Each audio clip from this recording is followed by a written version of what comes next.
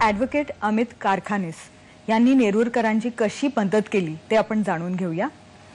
तुम्ही म्हणालात तसं कुठल्याही साधारण सरळ माणसाला कोर्टात जाणं म्हणजे अत्यंत भीतीदायक असतं. भीतीदायक म्हणजे हायकोर्ट बोलल्याच्या नंतर तिथे तिथला जो येणारा खर्च बरोबर आहे हा माझ्यासारख्या सर्वसामान्य माणसाला जमण्यासारखा नाही. ज्या चॅनलवाल्यांनी म्हणजे अलका मॅडमनी जे नेलं ना त्यांनी अगोदर परिस्थिती फोनवरच कळवली की पण त्यांनी असं सांगितलं की अत्यंत गरीब माणूस आहेत सर तुम्ही केस घ्याल का. तुमचे ॲडव्होकेट इकडे ह्या स्टुडिओमध्ये आलेले आहेत आपण त्यांनाही बोलवून घेऊया.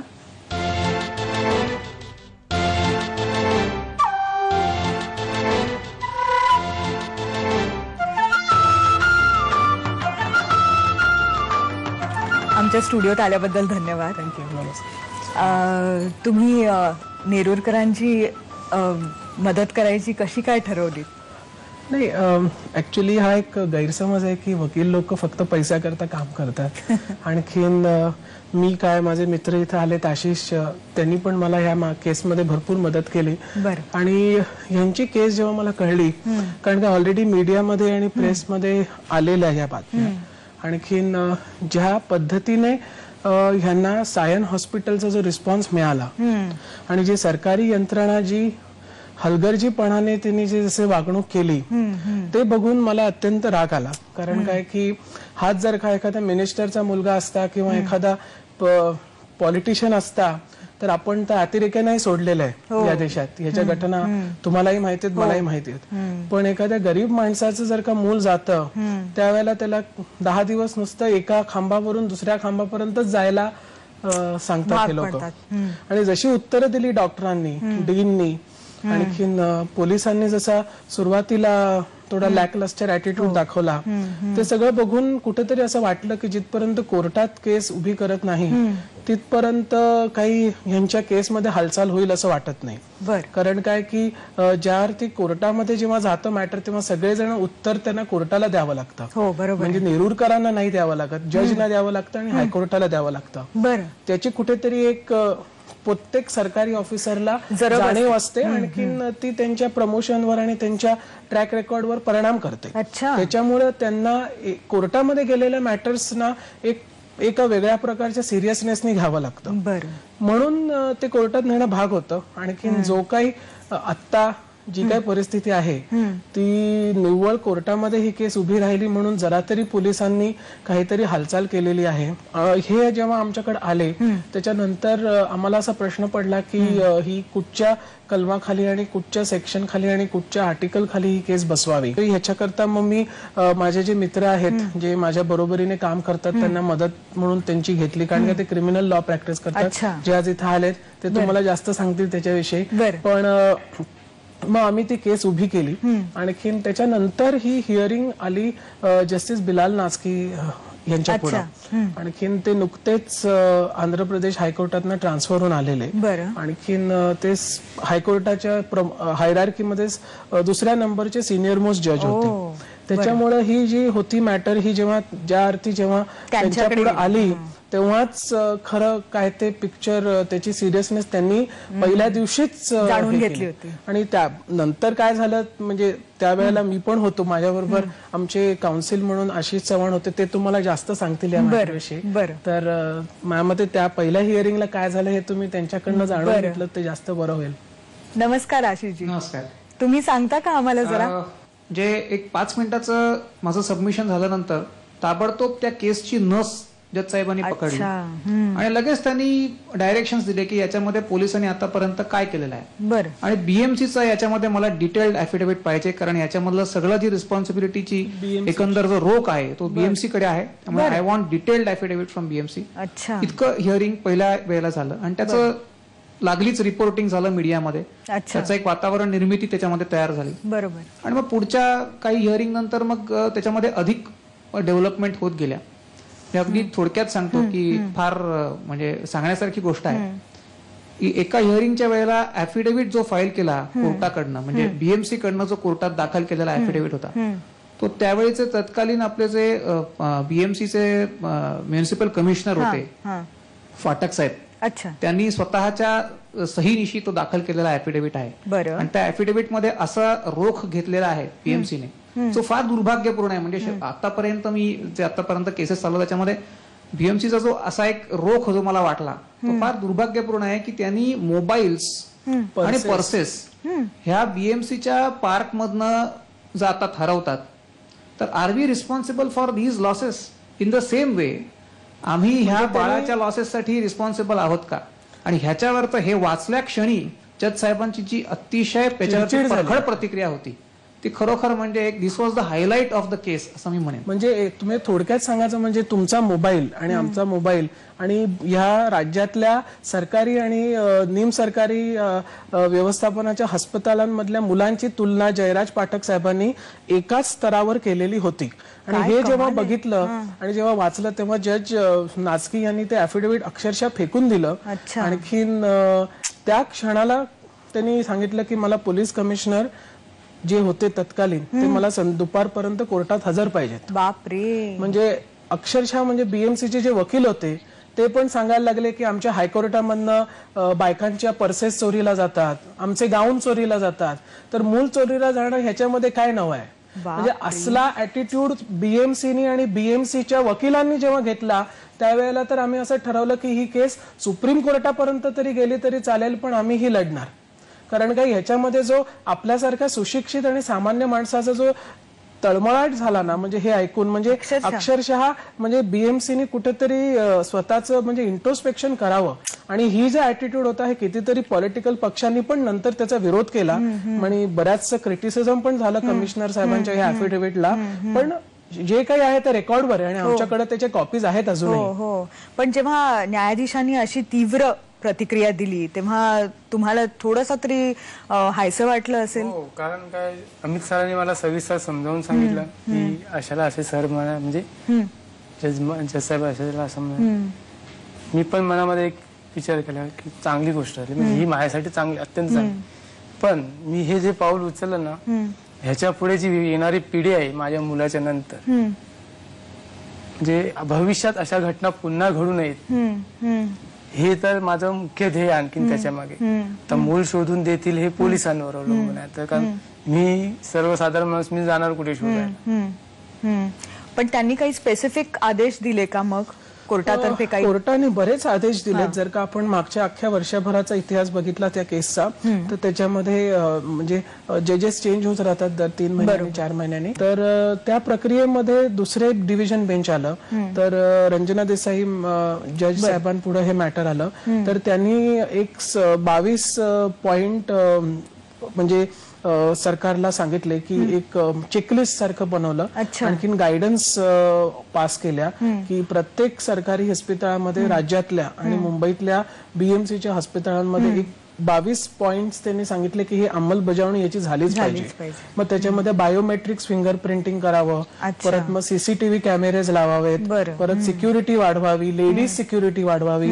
या सगळ्या त्या 22 कलमांमध्ये ते सगळे प्रोव्हिजन्स आहेत आणि त्याची अंमलबजावणी प्रत्येक बीएमसीच्या हॉस्पिटलमध्ये करावी अशा नंतर गाईडलाईन्स पास केल्या गेल्या.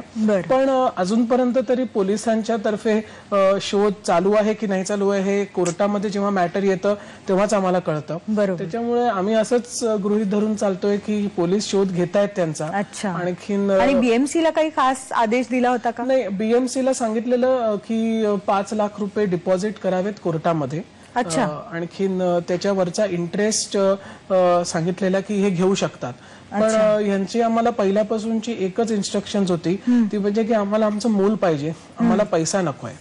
त्याच्यामुळं ते जे पैसे बीएमसीला कोर्टाने सांगितलेले ते तसेच्या तसे कोर्टामध्ये जमा आहेत आता. आणखीन त्याच्यावरचं जे व्याज आहे तेही यांनी घेतलेलं नाहीये. म्हणजे कुठेतरी आम्हाला एक मेसेज द्यायचा होता सगळ्यांनाच की याच्यामध्ये मूल चोरीला जाणं ही बाब जास्त महत्वाची आहे. ज्याचं जातं त्याचं दुःख त्यालाच कळतं. पण आता सध्या तरी केस कुठल्या अवस्थेत आहे, कुठपर्यंत पोहोचली? केस आता सध्या हिअरिंगला आहे. तर ती हिअरिंग म्हणजे फायनल हिअरिंग स्टेजवर आहे आणि आता त्या हिअरिंग मध्ये हे डिसाइड केलं जाईल की एक्झॅक्टली बीएमसीची आणि सरकारची काय जबाबदारी होती. की सरकारी इस्पितळांमधली जी लोक आहेत जी भरती होतात तिथे उपचाराकरता त्या सगळ्यांची जबाबदारी कोणाची आहे, आणखीन त्याच्यामधनं जर का काही प्रॉब्लेम झाले तर ती जबाबदारी कोण घेणार. सरकारचं असं म्हणणं आहे की आम्ही मोफत चिकित्सा देतो, मोफत देता म्हणून हलगर्जीपणा करू नये आणि कसंही वागवू नयेत. मोफत जरी देत असलात तरी आम्ही टॅक्स भरतो, त्याच्यामुळे ते कुठेही मोफत होत नाही. त्याच्यामुळे तो एक आता मोठा मुद्दा जो आहे, जो लॉ पॉइंट आहे, तो आता पुढे येईल. आणि ह्याच्यामधनं जर का कोर्टाने ऑर्डर पास केली तरी ही एक यांच्या इनिशिएटिव्हमुळं कदाचित फ्युचर जनरेशनला त्याचा फायदा होईल. तर ह्यांना त्याचा किती फायदा होईल हे काळच सांगेल. पण ह्यांच्यामुळे आणि ह्यांच्या जिद्दीमुळे आणि यांनी जे इनिशिएटिव्ह घेतलंय त्याच्यामुळे कदाचित पुढच्या पिढीला तरी काही त्रास होऊ नये एवढंच आम्ही आता आपण आशा करूया. नेरुरकरांनी भरपाईची रक्कम न घेण्याचं ठरवलं ते का, हे जाणून घेऊया. जी न्यायाधीशांनी रक्कम बीएमसीला जमा करायला सांगितली, कारखानीस पण म्हणाले तुम्ही घ्यायला तयार नव्हतात, तर त्यांच्या पाठची नेमकी भूमिका काय होती तुमची?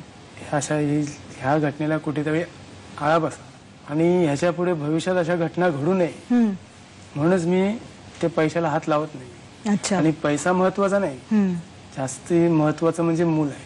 पण मग आता तुम्ही नोकरी करताय का आणि ती कशी लागली? हो, आता नोकरी करतोय. आता मी म्हणजे हे जे मोनोरेलचं काम चालू आहे इथे पब्लिकला येण्या जाण्यासाठी ट्रॉफिक हवालदार म्हणून नेमलेले आहेत. बरं, त्यांना इगल गार्ड म्हणून म्हणतात. इगल गार्ड, अच्छा. ह्याच्यासाठी अमित कारखानी सरांनीच मदत केली होती. बरं, कारण जो काही पैसा भरायचा होता तो अमित कारखानी सरांनीच भरला होता. म्हणजे नोकरीसाठी पैसा भरावा लागला? नोकरीसाठी म्हणजे तो ड्रेस, अच्छा, ड्रेससाठी, शू वगैरे. इतका पैसा माझ्याजवळ नव्हता. आणि त्याच्या आधीचं वर्ष? त्याच्या आधीचं वर्ष म्हणजे ही सोसायटी सांगितलं भावाची मदत करायची. सोसायटी मधले सोसायटी आमची खंबीरपणे उभी राहिली माझ्या पाठीशी. अच्छा, तुमच्या सोसायटीतले कोणी आपल्या स्टुडिओमध्ये आले, त्यांची ओळख करून देता? आमची सोसायटीचे अध्यक्ष आम्ही सगळे कार्यकर्ते 25-30 मुलं आम्ही गेलो. अच्छा, दुपारी तिथल्या डीन मॅडम होत्या, त्यांना आम्ही घेराव घातला, त्यांच्या ऑफिसमध्ये गेलो. बरं, आणि मॅडमला सरळ विचारलं, 7 वाजता जेव्हा मूल चोरलं जातं तेव्हा तुमचा स्टॉप असतो कुठं, तुमचा स्टॉप करतो काय? जे लोक त्या ड्युटीवरती होते त्यांच्यावर तुम्ही कारवाई केली पाहिजे होती. 25 मी स्वतः बोललो. बरं, जरी आम्ही अनपढ असलो, अडाणी असलो तरी असं तुम्ही समजू नका. हे बीएमसी लोक किंवा आता हे गरीब लोक आहेत, आमचं मूल चोरीला गेलं, जर स्टॉप कमी असेल तर तुम्ही आतून टाळ लावायचा होता, मग आतला माणूस आत राहिला असता, भरता म्हणजे बाहेर आला असता. बरोबर आहे. एवढं मॅडम मी त्यांची चर्चा केली होती, तसं आम्हाला पाहिजे उत्तर मिळालं नाही. मग यांना ते मीडियामध्ये भेटले काही चांगले लोक भेटले, आणि तुम्ही आजपर्यंत त्यांना मदत करता? मदत करू, आमचा माणूस आम्ही कुठे टाकणार त्याला. तुमचे नातेवाईकांनी पण तुमची खूप मदत केली. तर आपण जाणून घेऊया की त्यांची काय अपेक्षा आहे आता पुढे, कोर्टाने काय करावं, कसं वागावं, काय निर्णय द्यावा. ज्यावेळी घटना घडत सिक्युरिटी गार्ड तिथे उपस्थित नसतात, तो अधिकारी होतो प्रमुख सिक्युरिटी गार्ड त्या हॉस्पिटलचा, त्याच्या उत्तर उडवटीची ही सगळी जबाबदारी त्या हॉस्पिटलची आहे. आणि हॉस्पिटलला ज्यावेळी आम्ही हे केल्यानंतर ज्याला सस्पेंड करायला पाहिजे होतं त्याला न करता बिचारा त्या ती नर्स होती तिला एका डॉक्टरला शिकाऊ डॉक्टरला केलं. कारण डॉक्टर त्याचं काम फक्त मी ट्रीटमेंट द्यायचे, निघून जायचं. तिथं जे मेन जो आहे डीन, असिस्टंट डीन नंदनवार, ह्याच्याशी चर्चा केली. तो सांगतो तेव्हा मी त्याला सांगितलं मला केम हॉस्पिटल बघा, तिथे सीसी कॅमेरा लावले आहेत, तिथे कुणाला चान्स नाही, आतमध्ये प्रसूतीचे वार्ड आहे तिथे कुणालाच घेत नाही. मग असं तर तुम्ही करता ना, ते मी 15 वर्ष तिथे काम केलेलं आहे आणि प्रत्येक वर्षी अशा घटना घडतात. पण तुम्हाला अजूनही आशा असेलच ना की तुमचा मुलगा मिळावा? हो, कारण 2 मुलीच्या नंतर हा मुलगा झालेला, त्याच्यामुळे ती माणसाची इच्छा कधी संपत नसते, इच्छा वाढत राहते. आशा तर आहेच, बाकीचं सर्व वरच्यावरच अवलंबून ठेवलेलं आहे, कारण आज नाही तर उद्या. पण तुम्हाला असं वाटतं का की कदाचित तुमची जर 3री मुलगी झाली असती तर तिची चोरी झाली नसती? तुम्हाला असं वाटतं का की म्हणजे अनुभवावरून की? तसं नाही, आता मुलगी जरी झाली असती ना तरी मी त्या मुलीसाठी पण मी कोर्टामध्येच गेलो असतो शेवटी. हो, नाही बरोबर, पण म्हणजे मुळात चोरीच झाली असती का मुलगी असती तर? हा मोठा प्रश्न आहे. कारण जी सायन हॉस्पिटलला चोरी झालीच ना ते सर्व मुलगेच चोरीला गेले, मुली चोरीला गेलेल्या नाहीत, सर्वच मुलगी होती.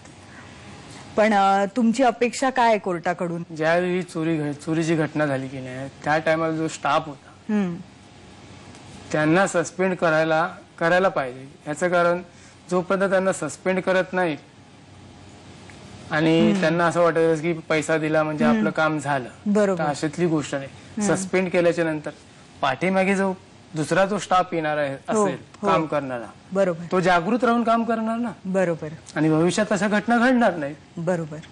खरं म्हणजे तिथला स्टाफ कसा, आता जवळजवळ त्यांना 10 ते 15,000 रुपये पगार आहे दर महिन्याला. तुम्ही हा पैसा जो सरकार जो त्यांना पैसा देते 10-10, 15-15,000 रुपये, हा कशा बदलते की जो पेशंट येईल त्याची देखरेख व्यवस्थित व्हावी.